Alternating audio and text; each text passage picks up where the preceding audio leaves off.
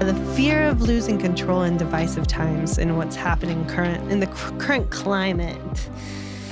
My gosh, I think we're being shown what it looks like to completely lose control and have no control absolutely whatsoever in anything that's happening in the world right now, aren't we? And how you're dealing with that. How is it going out there? I feel like we're all kind of leading and dealing with our own everything safety, what safety feels like, looks like for each of us. What does it feel like to be safe in our bodies? How do you deal with the amount of noise and chaos that's happening outside of yourself, and then feel perhaps your internal something come up as everything outside just falls away? I think we're being shown what it looks like to put so much expectation on outside leadership, on outside sourcing, and then realizing that we're ultimately really the ones that are responsible for ourselves, because nobody is coming to save you. And so, how are you doing? Have you checked in with yourself? Have you checked in with one another? I know that these times hold a lot of division and polarity, and a lot of us are, in the dance of, do I say something? Do I not say something? How do I show up? How do I show up authentically in these times? Who am I? What do I even believe in? What is happening outside of me right now? What's true? What's not? AI, not AI? How do we have these conversations around what are we here to do and how are we here to do it? And how do we show up for each other in times where, how do you even show up? I know I'm holding a lot of those conversations. I know I'm holding, is this the best way that I can show up right now? Where is my energy needed? And what is the purpose of this time? I don't see it getting any better. I don't know if it is, but I know that, I was having a conversation this morning with a client, and I've been afraid. I've been afraid before. And I know right now I'm not. And the reason I'm not is because I deeply believe that we signed up to be here in this moment. We signed up to experience this in this moment. So how we show up to this moment is on us, no one else. Are you going to choose to play and be afraid? Or are you going to choose to play and stand up and be in your own energy, be the light of these times? I know it can be extremely overwhelming right now with everything that's happening.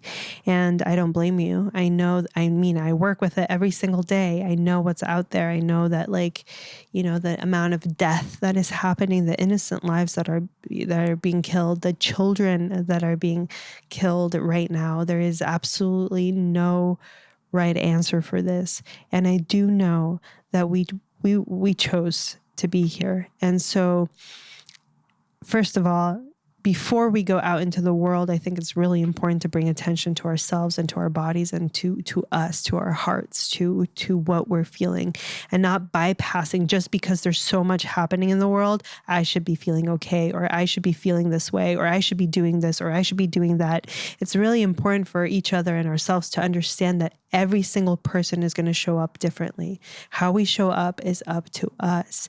And, there are people that are writing, there are people that are protesting, there are people that are donating, there are people that are simply just showing up for their neighbor, because life keeps living. And even though the world is going through what is going through, people are still dying. People are still losing loved ones. People are still showing up to work, and work can be overwhelming. So I think that it's important to also understand that life, even though the outer layer of life feels chaotic, you are still going through something, and it's okay to take care of yourselves. Because from my work, in my experience, I know that people are still going through it, and we got to show up also for that, for the smaller things that are happening that are not so small for you. They can be big. I know so many people through the eclipse are, the amounts of relationships that are ending. And that in itself, the guilt that is happening because, my relationship is ending, but that's nothing compared to what's happening in the world. Give yourself a break, in the sense of you also need to grieve that, and you also need to go through that.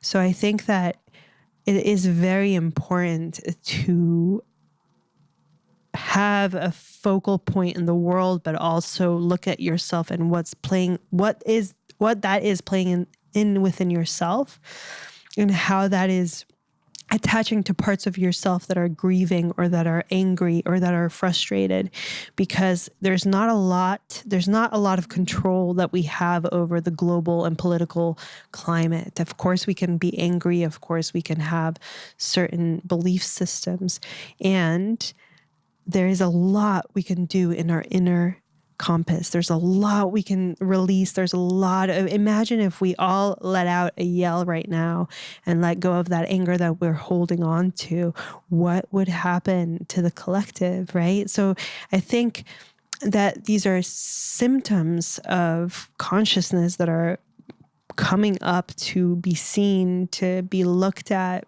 collectively, individually. As I said, I think we're in it. We're about to get even deeper into it. So this is just the beginning. And one of the biggest themes that I'm seeing in my sessions right now is the fear of losing control. And I think that control does not exist. So I think it's really important to know that as much safety as you're trying to create for yourself, none of that is permanent.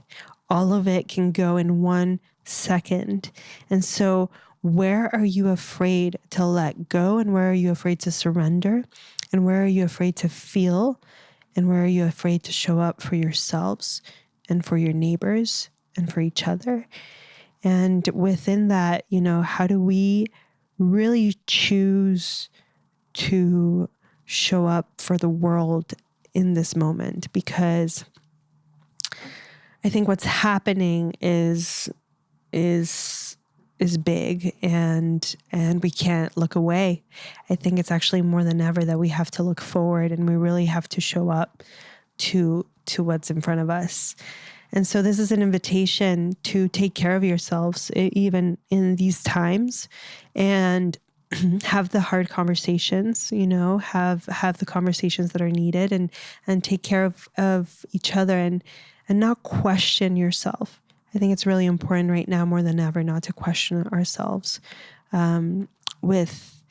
There's a lot of endings happening, moves happening. There's a lot of things that are wanting to shift. I know that a lot of people around me are having very important conversations, and a lot of things are disintegrating in order to make room for what's really truly aligned and what's really truly ours, and really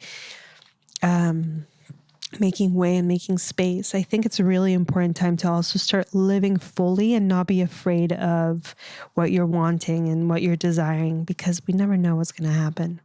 And so just an invitation to continue feeling, and letting go, and bringing the body into the conversation. Right now, it's a very, very big part of my life, the body. I'm moving a lot. And I think that's the biggest way that I get to really shift the energy around me, is to move it in my body. We'll do some of that in the community. We'll move some of that, because I think it's really important to bring the body into the conversation, as it is on anything else. But yeah, I think this is just a brief one, just to invite connection to yourselves, and really connect to one another. I know these times, as I said, collectively they're hard, but I have felt also individually they're bringing up a lot of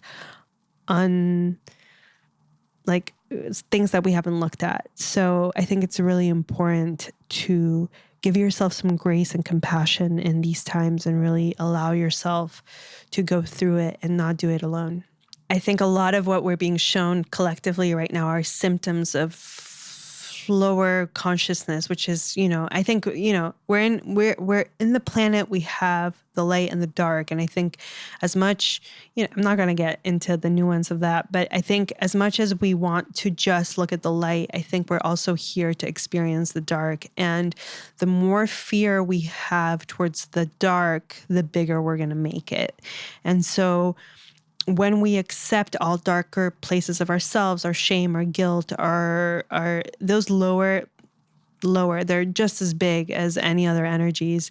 When we accept them and we don't fear them, we actually embrace them and welcome them, then we can actually become even bigger, better versions of ourselves. I think it's really important to not shame our guilt or shame our fear, but really welcome it and embrace it. And then that way we're actually stopping it from making it bigger. And the other thing that I saw is in these times, as hard as it is and as easy it is to point at outside sources, pointing at the enemy, it's actually quite important. What I saw is that it's really important to have a lot of compassion, because it is through that compassion that we see that these are places within ourselves that are still not healed. And so we are being shown places of ourselves that are still not healed. And why we're angry is because it's anchoring and it's hooking into places of ourselves that are yet to be seen. And so we need to actually really have compassion, not just for the other person, but to have compassion for ourselves within these times, because it's a collective consciousness. We're connected. We are together in this. Your pain is my pain. Your grief is my grief. When I grieve, I'm helping you grieve. And so when we have compassion for each other, we're really actually accepting ourselves and we're accepting one another. And I think that the more that we can open to the compassion for another person's experience, we see that where that negative comes from is a wounding in the child that they were. They're coming from a wounded place. And that wounded place has no other outlet but to act on that. And so I'm not giving permission for that, but I feel like the more compassion we can have, the less fear we have. The fear makes it bigger. So if we can have we release those emotions, we can actually make it smaller and smaller and smaller and smaller and smaller. I'll say again and again and again, I probably don't need to add into the noise. And I'm also tempted to inspire us to move and to write and to create. And this is an outlet and an avenue for me to speak and to create what my experiences are. I know that I wasn't given all that I'm given just to keep it for myself, but I really want to share these experiences with you, because I think we're at a time where we get to choose. We get to choose where we go. We get to choose if we go left or right. We've been in this timeline before. This might be a little bit out of context, and I'm so excited to bring a guest in that will talk about this with us. But we've been in this timeline before. It's called, the Atlantean and the Lemurian timeline. And we have exploded ourselves over and over and over again. And so I think we're right here, right now again. We choose humanity, we choose compassion, we choose love, or we choose hatred, division, we choose to microaggression, we choose to point fingers. It's all a choice within ourselves that we get to make. And what you choose is up to you. It's what you choose. What you choose inside of yourself is what it gets to be reflected outside of yourself. And that's why I'm so adamant about clearing and cleaning your house inside, because when you clean the emotional body, everything that's reflected towards you is a direct reflection of what you have inside of you. Direct reflection. So the less that you keep here, the less it's going to be reflected back to you. It's very actually quite simple. And so it's just awareness of what stories you're building, what stories you're telling yourself, what stories you're creating inside here that will be reflected towards you. And with that, it's an invitation to take care of yourselves, to nourish yourselves, to sleep if you can, to let go of the news if you can at some point.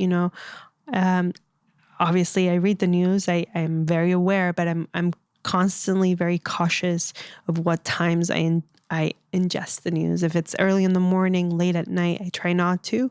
I'm very aware of what's happening in the world, but I'm also very aware of where my sources are coming from and where I'm getting that information. So keep your eyes open, keep your ears open, keep your heart open if you can, when you can. And hold the hand of your neighbor and try not to point the finger at each other, but try to actually come from a place of compassion and love. We're in this together. These times are calling forth all of us together. As astrologers would say, it's the time of the age of Aquarius, which is when we all come together. And we really actually create, as Thich Nhat Hanh said, the next Buddha, which is community, to be with each other and show up for one another more than ever now, more than ever now.